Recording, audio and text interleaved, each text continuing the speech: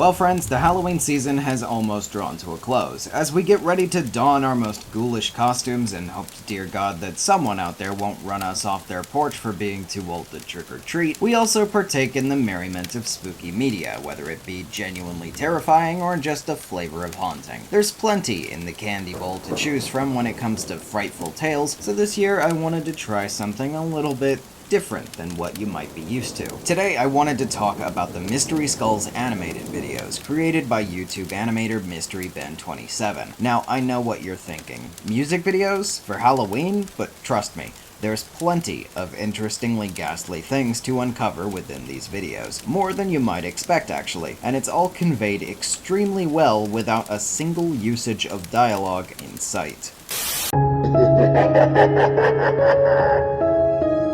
For those of you out of the loop, allow me to give a little bit of background. Mystery Skulls Animated, often referred to by fans as MSA or Mystery Skulls Ghost, is a series of animated music videos set to songs by, well, Mystery Skulls, a one-man pop electronica act by Louise DeBuck. I'm terribly sorry if I butchered that pronunciation. They were created by a big Mystery Skulls fan, MysteryBen27, who had previously made a video using the song Money in an animation featuring characters from Phoenix Wright Ace Attorney. The series follows Vivi, Arthur, and their dog Mystery, who are a group trio of paranormal investigators a la Scooby-Doo. The first video and a few character profiles provided by Ben himself quickly blossomed into a huge fandom, with the original Ghost video having intensely surpassed the views of Mystery Skull's own official music video for the same song. Since then, MSA has made its way into official endorsement, getting official shirt deals with Louise himself and getting a healthy amount of advertisement from the man every time a new video comes out. Mystery Ben said the plan is to create a story arc of about 5 videos total, starring the same characters seen in the first, and since then a total of 3 have been released, as of the making of this video. With that being said, we'll only be talking about the videos that are out thus far, and I'll probably make a follow-up in the future to include additional entries. First, let me start off by saying though, the brilliance of MSA's visual storytelling is best observed in action blindly, which is to say, a lot of the charm of these videos, in my opinion, should be seen first without any explanation surrounding it. Go watch and support Mystery Ben's videos, then once you've seen them yourself, come back here. I'll give you a second. Okay, we good? Let's proceed then. The first video, Ghost, starts us off descending from the starry sky with a title animation. It immediately sets the mood of the setting along with these craggly looking trees, a spooky road, late night, moon out, ready for trouble. The van of our trio swoops in from the left and we get our first look at them. Their designs are very distinct and their clear color coding makes it easy for us to distinguish them from each other at a moment's glance. Their little smiles at each other indicates a sense of their friendships, as well as, despite their situation, they seem to be pretty excited about what's up ahead. Suddenly, a brief flash of purple electricity brings their meters down, giving us our first sign of trouble. We follow their eyes down and observe their expressions, telling us quickly that something might be up. Vivi and Mystery's eyes trail back up to Arthur, who looks a bit nervous. We can infer from this that Arthur is probably responsible for all of the technical and vehicle-related parts of their team effort, but we can also infer that even further from the fact that he has a mechanical arm. More on that later. The team pulls up to a scary mansion with purple light illuminating the many windows, a sure sign of supernatural happenings. Their van scoots along with the beat to stop in front of it, as the mansion itself also bobs along to the beat. The way many objects and characters do this throughout the series keeps the action feeling alive and in sync with the tunes they're set up to follow. The camera pulls us in towards the mansion's door, and purple light envelops us as we fade into our cast, already standing inside the doorway. Pretty clearly and easily, this tells us they've entered without having to even really show it. The door pulls completely closed behind them, plenty of time to telegraph to the audience as the room goes completely dark and only our cast's eyes stick out. A purple flame passes by their eyes in a swift screen wipe that their pupils follow, which then travels over to a candle, lighting the many in rows, before eventually the chandelier above lights up as well, and the whole mansion seems to come alive with a bright glow. We get a quick cast reaction shot which further emphasizes our trio's personalities. Vivi seems excited by the ghostly happenings, ready to see more. Mystery seems a bit nervous, wincing as though unsure, and Arthur looks pretty downright terrified, perhaps not quite prepared to actually encounter the supernatural. A quick wipe brings us to a suit of armor that suddenly produces a glowing and menacing looking purple eye. The same wipe brings us across to some paintings, which similarly similarly do so, before finally bringing us to a group of small purple ghosts who sing along to the song. They all raise around the group, who still seem to wear expressions befitting of the traits we've already seen them given up until now. The ghosts seem to distort somewhat creepily, as our two already scared members crank up to terrified, and Vivi finally seems to get the memo. They all quickly scurry out of sight, running down a long hallway of armor suits. One raises its sword to swing as they all duck underneath. Notably, it seems as though Mystery's head is now missing, indicating to us a sense of panic when Arthur and Vivi freak out. Thankfully, Mystery's head pops back up to reassure us that it hasn't been lopped off before we promptly get a similar scare from the paintings coming to life. One pulls a string that seems to fall down from the roof, and a trap door opens underneath our heroes, dropping them into the abyss below. As they begin to fall, this is where things start to get really interesting. When they all pass by a set of mirrors, Vivi appears to have no eyes in the mirror she looks into. Mystery does not produce a reflection at all, and seemingly causes the mirror he looks at to break upon doing so. Arthur's reflection, meanwhile, is missing an arm where his mechanical one should be. Speaking of Arthur, he descends quicker than the other two, seemingly landing in a separate place. We swoop over to reveal a lively glowing coffin, implying along with the fog that we're in some sort of tomb. The cover of the coffin slides open to reveal a suited skeleton with a glowing heart locket on his chest. We can infer from the way he looks that he's obviously the one residing over this place and is not happy. He floats forward to gaze upon Arthur and points at Arthur just in time with the lyrics, Clever timing here implies some kind of connection between the two, as Arthur points back to himself in disbelief. The ghost's eyes light up, as do the pits of fire behind him, and the flame forms a ghostly pompadour on his head. This seems a little bit silly at first, but again, we'll come back to this in a bit. Arthur runs as the ghost gives chase, passing through and tugging Vivi and Mystery along for the ride, as they abandon the sandwiches they're in the midst of trying to eat in favor of running, as well as after seeing the oncoming threat. Our screen swipe in the direction of their escape indicates a sense of movement in that direction into the next hallway shot, and the food which has smeared and covered the ghost tells with this transitional movement that he flew right through the sandwiches as they were still in the way, meaning he's not far behind the gang. We get a cute chase sequence between multiple doors as another nod to Scooby-Doo, traveling down the hallway before we finally enter the final door in the center, similar to the mansion entry shot from the beginning. Our gang and the ghost run by a mirror, but Mystery stops to look upon it as we zoom into the mirror's frame. It's a similar opening scenery to the beginning of the video, implying another such journey into the night at some point in the past. The scan lines keep us focused on knowing that this is a flashback and not the present day. In the van, we see a bigger, bulkier guy in purple with similar hair to our hulking undead chaser. The group dynamic between these four is noticeably different between the three. Vivi and the bigger purple guy, whose name, by the way, is Lewis, seems to have a great and visible chemistry. Mystery, sitting in the passenger seat, seems happy to be along for the ride as well, while Arthur, pushed to the back with no room, looks distant and lonely, jealous that he's being left out. They roll up to a mysterious green glowing cave with a skull and crossbones warning sat out front, indicating danger. The group goes into the cave, exploring as Lewis and Vivi take a curious lead. Arthur looks scared and Mystery doesn't seem too happy with this decision at all. The group splits up, going into different paths of the cave. We see a green, almost toxic-looking fog shroud near Arthur's arm, which, as you might have noted, is not mechanical in this flashback, further placing us solidly in the past. Lewis leans over to look below the cliffside, revealing some very dangerous, jagged rocks below. In the next frame, the green fog travels in an infectious manner up Arthur's arm, and Mystery can be seen observing in the background in silence. The green travels all the way up to Arthur's face, and his eye darkens over, glowing green as well. This implies very quickly that he's being possessed in some manner, ramping up as he pushes Lewis squarely off the cliffside, who then falls to the spike pit and presumably his own death below. As he makes impact and we see the tatters of his clothing scatter, a heart rises up, slowly revealing itself as the locket held by our purple ghost. It bursts into a ghostly purple light, finally ensuring to us as an audience that the ghost is in fact Lewis, who we get a shot of immediately after. The purple light seems to swarm up into a distraught Vivi's eyes, blinding her in some manner to the traumatic events she witnessed. The green-armed Arthur, meanwhile, definitely has a conflicting dynamic going on. The green-possessed half of him is grinning in glee for having killed Lewis, while the remaining part of him that hasn't been infected by the fog is clearly horrified, crying from the eye he still has control over. A quick flash of red light shows us the teeth and tongue of an off-screen vicious bite of some kind,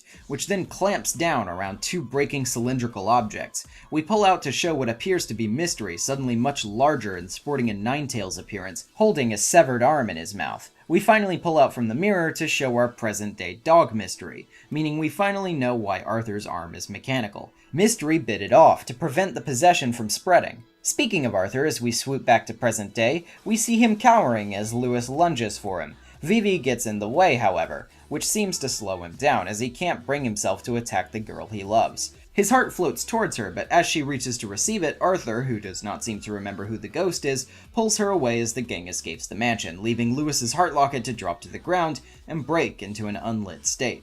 As the van quickly pulls away, we see Lewis watch from the window, opening his broken locket to reveal a picture of himself as a human, and Vivi spending time together as he sheds a single tear.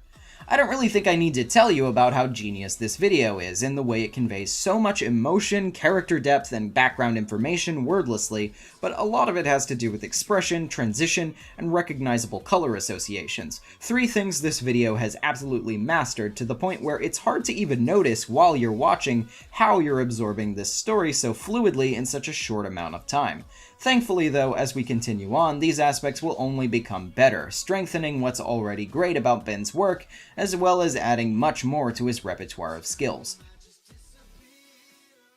Flashing forward 2 years, in 2016 we received the second video in the series, Freaking Out. We open with another title shot, Lewis's broken heart locket on the ground as red flower petals float past it. The same petals float by as we swoop up to reveal the cave entrance from our gruesome flashback in Ghost. They settle on the ground as up from the dirt a mysterious stalk emerges. From the crevices of the rocks to the side we see a green arm with an eye in the palm, clearly the arm that Arthur had bitten off of him by Mystery, which seems to be able to operate on its own without him. As the mysterious figure from the underground emerges further, displaying part of her face, the arm scurries off. Her eyes glance around to check if anyone is nearby, and as her pupils hang left, we follow her gaze as we zoom into the cave's mouth. We fade in on the forked path from the previous video's flashback segment, showing that the cave is becoming a bit decrepit with time. The mysterious figure walks over to the cliffside where Lewis was pushed and sees a lot of purple crystally glow going on. A small thing to note as well here is to the right of the outward shot, we see another mouth coming out from a path to the cliffside. We can assume from the structure of the paths that this is the path of the fork's right pathway, the vantage point Vivi must have been at in the Ghost flashback. The mysterious figure puts out her hand, and after a moment of producing some sort of energy, a red flower blooms in it. It quickly seems to die, however, graying over and wilting almost immediately. We finally get a good frontal view of this strange person, who clasps her fist closed over the wilted flower, showing a great deal of irritation all the while, before smashing the wall to the right of her. When she looks right to see the damage she's done, she scatters the petals beneath her and walks away grumpily. Before we go any further, let's set a name in stone for this strange tree girl. This is Shiromori, and although we don't know a lot about her yet, we're certainly going to learn more over the course of these next two videos.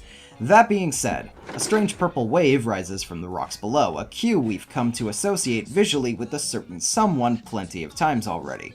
As Shiro notices the trail passing her by, she looks down to see a purple flower now bloom in her palm. She grins, apparently realizing something about this as she sees it, before blowing the flower out of her hand, scattering the petals towards the outside. We follow their trail as they seem to blow out towards the gates of the mansion from the first video, landing on Lewis's broken heart locket, sitting in the dirt outside. A brief flash erupts from within it, as we see the spectral form of Lewis seemingly awaken upon contact. Shiro seems to follow up on this odd lead by following the trail. When we swoop up from the shot of Lewis's body, we come back up through the dirt to show her already standing above it, placing her in the area without having to show her move all the way to it. She presses a stubby leg to the thing as it pulses, producing 3 more flowers suddenly in her hand. Their color schemes should be very familiar to you by now. She seems perturbed by this and pulls out some shears with which to cut them off. A slash cut on a black background telegraphs the action of doing so, and as we see the flowers fall, we see their respective associated characters beside them, Arthur, Vivi, and Lewis respectively. As we make another swoop up from the dark to the dirt transition, we see the locket again. Shiromori reaches down to pick it up, clearly realizing there must be some kind of connection between it and producing more of the flowers she seems to be generating for reasons yet unclear. She gestures her hand outward, waiting for another one to bloom like they have been before, and finally the red bloom appears. This time it's huge. and when it bursts, we see the silhouette of what appears to be the large Ninetales form of Mystery. Shiromori grins wildly, apparently having found what she was looking for at last. Before she can relish in her victory much longer, though, fog starts to rise from the locket, producing the ghost Lewis yet again. Before she can really react, Lewis reels back and punches her square in the face.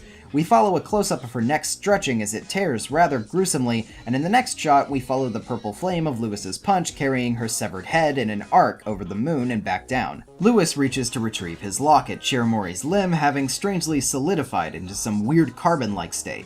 It crumbles as he takes it, but to his surprise, her head and arms sprout right back from the stumps. As they face off against each other, Shiro pulls out her shears and Lewis produces a flame. Noticing that she's still holding her valuable flower, however, Shiro turns quickly to blow it out of the way, and then promptly ducks underground. Lewis, though confused, seems content to leave the strange encounter at that, taking his locket off to look at it for a moment before noticing the Vivi-colored flower. It moves just a tiny bit as he reels in surprise, but as he picks it up to look at it, he turns to notice the Arthur-colored flower similarly moving. Becoming angry, he stomps on it, and in a pretty brilliant cut, we follow the motion and impact of Lewis's stomp downward into a shot of Arthur shivering, which trails him from the bottom upward. The purple glow of the background around him brings us more seamlessly into a new scene, and we see he's sitting in the back of the van working on his laptop, sort of camped out on the side of the road. As another car passes, we use this as a screen wipe to zoom in on Arthur's computer. His map indicates something very interesting, which is so quick you might just miss it. Little icons of Lewis litter this thing. 2 instances being crossed out with X marks, 1 with question marks. Aside from that, there's 1 marker reserved for a generic ghost, along with X marks, and 1 bigger marker for the Lewis ghost, which has exclamation and question marks around it. This tells me one very big thing about Arthur here. He's looking for Lewis. Apparently, he's undergone a similar memory problem to Vivi because he doesn't realize this ghost he encountered was Lewis, and instead seems to be searching for him at different locations as if he's a missing friend. After all, if he doesn't remember Lewis's death, what else would he be led to believe? When we flip back up to Arthur's face, we see he's incredibly tired. Judging from the bags under his eyes and the shadow, it's safe to say the boy probably hasn't slept for a couple of days at the very least. He flips the tab on his computer, which garners the attention of Mystery. We see Vivi is sleeping behind the laptop, and on the screen we see the photo of Lewis light up, the same luminescent shade of purple as we've seen from his ghost auras, further indicating the connection between the two. The frame crawls to the left as we see Mystery's scowl, indicating he seems to realize that the ghost is Lewis even if Vivi and Arthur don't. The red petals seem to rise around Arthur as he reels back nervously, visually indicating a connection between Mystery and the flower from earlier as we swoop around to show Mystery in his Ninetales form. Arthur grips at his metal arm, which convulses and sparks, reminding us that he's probably a little nervous around the dog, knowing that for some reason he got his arm bitten off by him in the past. The next transition does confuse me a little bit, as we follow the now giant Mystery's surprised eyes back out of Arthur's own, as he seems to freak out like he was daydreaming? Or dreaming? Or something? It's a bit hard to tell, so it's the only transition I'll really fault this video for. The ruckus Arthur makes startles Vivi awake for a moment, but as Mystery shrugs nonchalantly, she goes immediately back to her nap. As she does, however, a petal from the strange red bloom blows in, seemingly having created a path with which to find Mystery, similarly to how the purple petals blew to Lewis's locket earlier on. Finally, we cut back to Lewis giving the contents of his locket another look. He puts a few of the blue petals inside of it, I suppose thinking he can use this to find Vivi with. When he closes it, it returns to its luminescent yellow glow and the crack mends. He floats down the steps as his ghostly servants scatter and return to his locket, seemingly at his full control now. As he steps out into the middle of the road, we see a glow coming from the horizon. He squints to see what the light is, but it's too late to react as a truck smashes right into him. Of course, given his ghostly nature, it's not much of a surprise that when the truck driver floors the brakes, we see the truck get overtaken with the purple aura as he scrambles out in disbelief. The flames envelop the truck, turning into a sweet Hot Topic-style Lewis-mobile. He materializes in the front seat, floors the gas, and we end our second video. This one, I'm going to say, isn't as much of a storytelling winner as the first. It's a very transitional video in the course of our plot, but we do have a lot of interesting transitions and visual cues with which to piece together smaller details. Not only that, we've introduced a new character into the mix, who will certainly be bringing her own share of mysteries to this narrative. It's a solid sequel, maybe just not as good as the first one.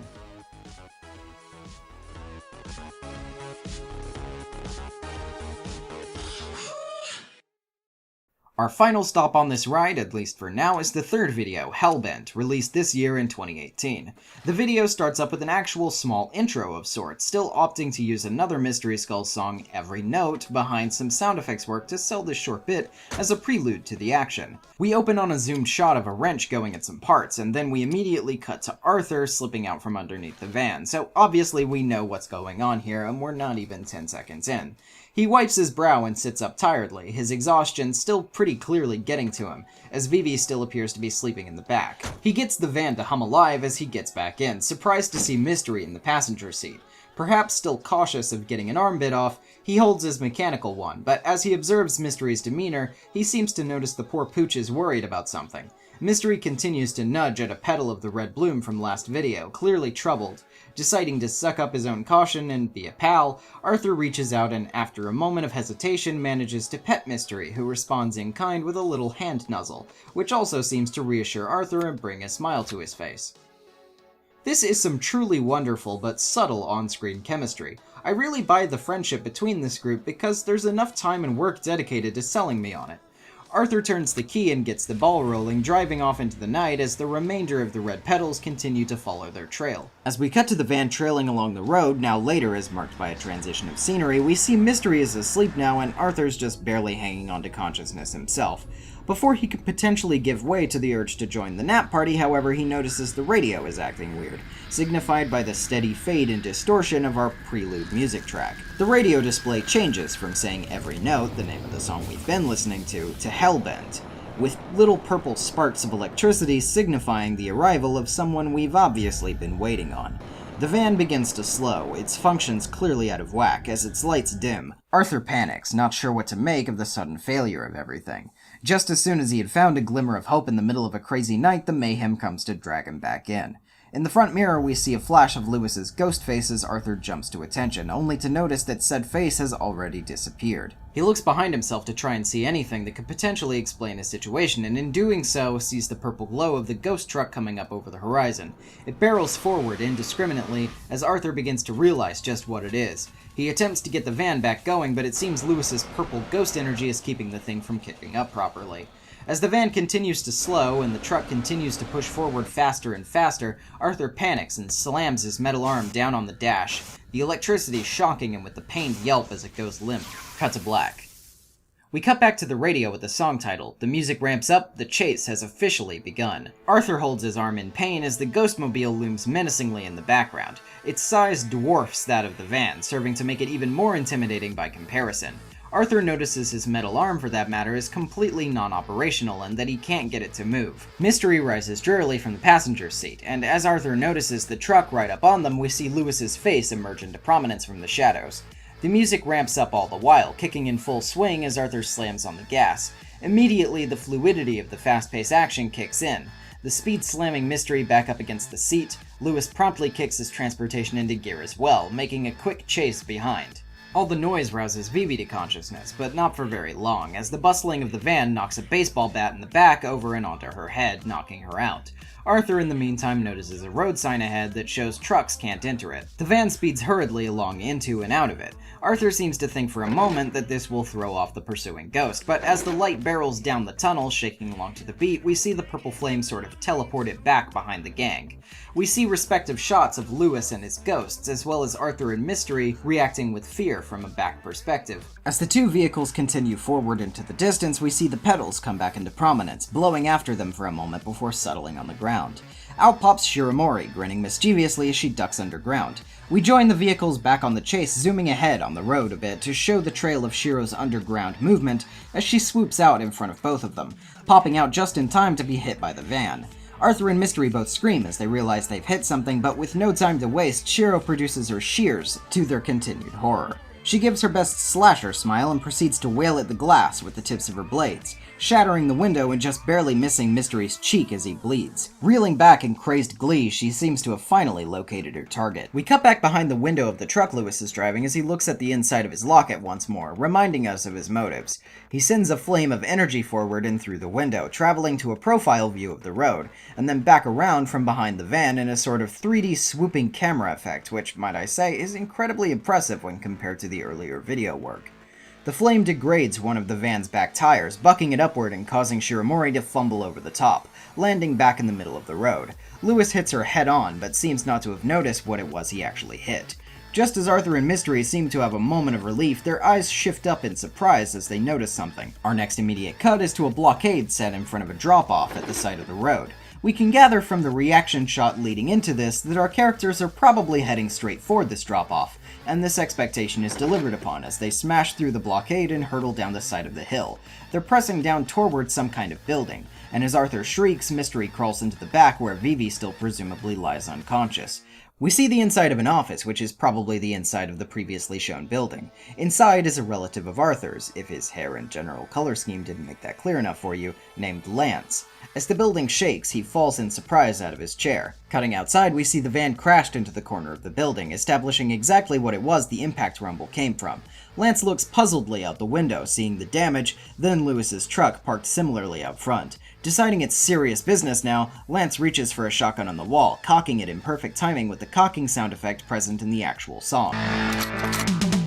As Lewis begins to step out, we get a veritable load of flash frames that feeds us a lot of backstory information. They all go by so quickly you're likely to miss them simply watching, so let's break these down. Firstly, we see what appears to be a meeting between Vivi and Lewis, in his place of work pictured earlier in Freaking Out. She's waving to the back as Mystery looks onward. Arthur is glancing backward, implying he's not the subject of the greeting. Similarly, Shiromori arrives on the scene, her hand emerging from the dirt as we see a flash frame of a large white ninetales leering over at a flower that looks similar in nature to Shiro herself. We see a side shot of Lewis rising up at the flash frame of his budding relationship with Vivi, which leaves Arthur jealous. A similar shot follows of Shiromori. Oh crap, I think I broke the tape. Hold on just a second. A similar shot follows of Shiromori, the creature's bleeding paw set overhead the flower, which seems to produce some effect on it. Arthur, still unconscious in the van from the impact, is approached by the ever-vengeful ghost as Mystery tries to tug Vivi out of the back and is approached by the crazed tree monster. Lewis clenches a fist in preparation for what's to come, producing a flame as Shiromori similarly produces her shears. Both sides of the hunt gear up, Lewis floating forward as we see a flash of when he was killed by the possessed Arthur. Shiro sauntering on as we see a flash of the large ninetales perched in what appears to be a veritable forest grown from the flower it gave blood. A lone swordswoman looking to take the creature on. There appears to also be some discarded arrows, a helmet, and another sword laying nearby, perhaps implying another soldier had previously fallen to the beast in battle. We see a zoom in of Lewis's angered face as we see perhaps the moment he first turned into a ghost, a hole in his chest as the glowing heart falls out of him. Shiromori's respective shot meanwhile shows us a battle between the swordswoman and the ravenous ninetales, and judging from the blood, it had gotten pretty messy to say the least. Finally, Lewis comes up upon Arthur, his silhouette shadowing him over. Mystery continues to try to drag Vivi up, who appears to be finally waking from her slumber. The music ramps up, and as the lyrics say, "All I need is you," our pursuers lock gazes with their prey. Shiro gestures for Mystery to come to her, but as she rushes forward for him, we see Vivi grab the bat which had fallen on her earlier, smacking Shiro square in the face so hard her head spins around. She grabs a hold of it to steady herself out, but then sees something that shocks her. For a brief moment, we see a flash of what looks like the ninetales being guarded by the swordswoman from Shiro's flashback. An important note to make is that her blade has a snowflake for a hilt, and a similar snowflake pattern design on the blade itself. Who this woman is uncertain as of right now, but she's clearly of some prominence to Shiromori in particular, as she reels back in shock just seeing her. Of course, it turns out it's simply Vivi holding the bat, who, in all fairness, does have a similar color scheme to the woman from the flashback. Mystery glances out from behind Vivi, who seems to be more distracted by how cool she thinks the monster looks than scared of her at this point, looking nervous. Shiro looks down to him, but all he can manage to do is shrug, prompting what appears to be outrage from the creature, but also a small blush. I'm not sure what to note about this at the moment, but I'd call it something to keep in mind for future videos. The bloom magic envelops her shears, making them much larger as she goes into full swing violence mode, attacking Vivi with extreme prejudice. It's all Vivi can do to seemingly hold her back, which also seems to produce a blue energy glow around her bat, similar to one we see around the woman's sword in one of Shiro's flashback frames. Shiro antes up, getting angrier, knocking the bat sky high out of Vivi's hands. It lands in front of Mystery, who, at a loss for what to do, seems to only have one option as we see a flash frame of his larger Ninetales form. Arthur, meanwhile, comes to consciousness as Lewis holds him by the side of his shirt behind the ghost truck. As he looks up and notices what's happening, he freaks out, the shutter of the truck's back being opened by the ghosts as Lewis tosses him inside and into the inky darkness. We zoom into that darkness as it swallows the frame. We see Arthur falling back into what appears to be a void created by Lewis inside, standing in the frame shrouded from behind by the light of the outside. A purple flame travels down to light up Arthur's newfound surroundings, as we notice it's the cave from Lewis's death flashbacks. Of particular note is that this cave and its components seem much more polished, purple, and glowy in nature than that of its previous appearances. The signs are also different, implying to me that this cave is somehow conjured by Lewis and not the exact same cave from before. Arthur tries to go down the right path, but is scared away by the ghosts, fumbling to the left path. He runs, but stops as he comes to the edge of the cliff, which is overhead, you guessed it, a pit of deadly spikes. He sighs in relief as he just barely stops in time and catches his balance, but Lewis has other plans, as he pulls Arthur up out of the frame and into a vice grip by the neck of his shirt. He steps forward, hovering Arthur over the cliffside. Arthur's metal arm, shrouded by the purple energy, suddenly seems to kick back on as he grabs onto the ghost's larger arm. He reacts in surprise, as looking at the ghost's face, it is enveloped by flame, revealing him to be Lewis. Arthur reacts with extreme surprise, mouthing Lewis's name in disbelief, which implies to me, given all of the telltale signs we've seen thus far, in this single moment, that Arthur does not remember Lewis's death, and is now shocked to see his friend is not only dead, but is trying to murder him. Let that sink in for a second. Okay, so, Lewis having already let go, lets go, as Arthur falls dejectedly to his doom. No screaming, no theatrics, just pure, hollow silence. A last sweeping cast shot shows Arthur falling, Shiramori preparing to attack a defenseless Vivi, Ninetales Mystery gearing up to save her, and Lewis looking very regretful with his heart locket not just broken but shattered and grey-looking, as he seems to realize just what exactly he's done. We close out on the logo as a gunshot, presumably from Lance, rings out and pierces it, fading to darkness. Needless to say, Hellbent is the most well-made of the series yet. The camera work is superb, and the animation has picked up several notches since Freaking Out, and most certainly since Ghost. And while I do think the use of flash frames can be tricky, for a YouTube release on a schedule this long between content, it makes sense to lay down vague clues like this. The transitions are effective as always, even if I didn't note quite as many of them in this one, and the telegraphing of information without dialogue is, again, superb. Hell, the one instance of what could be seen as some sort of dialogue in the whole series up until now only further adds to the weighty impact of the final scene, and that's just in having silently mouthed one person's name. Yeah. While Hellbent doesn't seem to have as much story as Ghost did, I don't really fault it for that, considering the fact that this feels more like an action set-piece chase scene in the middle of the climactic action, rather than setting up a story. Either way, MSA is a joy to behold, a funky rhythm-based ride through a truly gripping and emotional story filled with delights and horrors alike. You'd be hard-pressed to pass it up, especially this Halloween season, so if you're looking for something to dance to and also obsess over while you're handing out candy, this one's probably your thing. And it's also a master of visual storytelling.